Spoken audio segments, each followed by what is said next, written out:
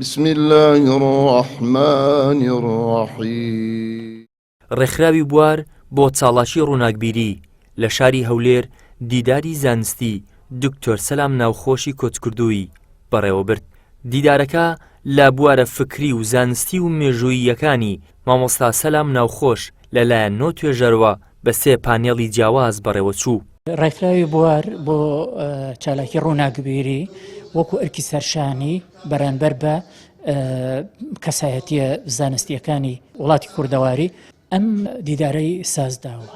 پارساڵ لەبەر فریان نەکەوتنی توێژەرەکان بۆمان نەکرا، بەس ئەمساڵ لە ساڵڕۆژی کۆچیدا ئەم دیدارەمان ساز کرد. 9 توێژەر بەشداریەکەن لە 3 پانێڵە تا دوانیوە ڕۆ بەردەوامە بێت. لەبارەی کەسایەتی زانستی مامۆستا سەلام ناوخۆشەوە قسە و گفتوگۆکەن، ئەزمموی خۆیان لەگەڵ مامۆستاوە لەگەڵ بەرهەمەکانی ئەخەنە بەردیدی بەشدار بووان.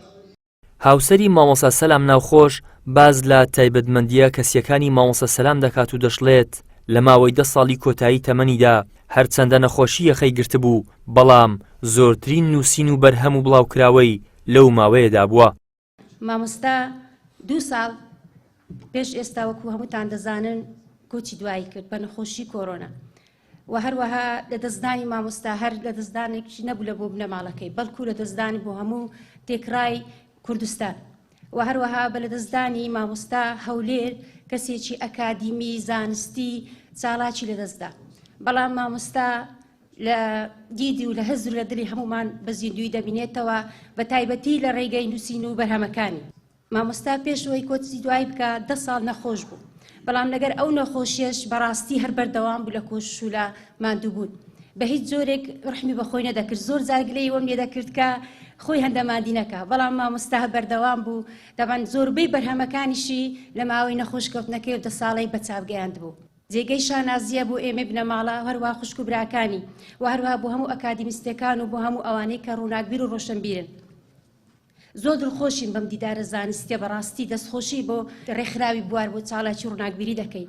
هیوادارین ئەم دیدارە زانستی ببتە نەریتێک، ساڵانە دووبارە بکرێتەوە و هەروەها دەستخۆشی زۆریشمان هەیە بۆ توێژەرەکان، بەڵکی وا بکرێتن ئەو توێژینەوانی ئەو توێژەرانە پێشکەشی دەکەن لە گۆڤارێکی زانستی بڵاو بکرێتەوە، بەڵکو ببێتە هۆکارێک بۆ پلە بەرزبوونێ ئەوانیش. و هەروەها هیوادارین داواکارین هەموو بەرهەمەکانی مامۆستا پارێزگاری لێ بکرێت، لە کۆبەرهەمێکدا کۆ بکرێتەوە تاوەکو بگات بە هەموو نەوەکانی داهاتوو، تاوەکو ڕوونەکبیران و ڕۆشنبیران ئاشنا بن پێی، لەلایەکی تریش نەوەکانی داهاتوومان ئاشنا بن بە بەرهەمەکانی مامۆستا. چونکە مامۆستا کەسێکە ڕاستە بەجەستە لە لامان نیە، بەڵام لە ڕێی نووسینەکانی بە ڕۆحی و بەهەزر لە لامانە. سەلام ناوخۆش بەکر لە ساڵی 1966 لە گوندی زێبارۆکی نزیک شەقڵاوە لەدایک بووە. خوێندنی سەرەتایی و ناوەندی و ئامادەیی لە شاری هەولێر تەواو کردووە. خاوەنی زیاتر لە 100 کتێبە لە بوارەکانی فەرهەنگ، فکر، مێژوویی و ئیسلامیدا لە 23 کانونی یەکەم واتە مانگی 12 ساڵی 2021 بە نەخۆشی کۆڕۆنا کۆچی دوایی کرد. ئیدریس محەممەد، کەناڵی ئاسمانی پەیام، هەولێر.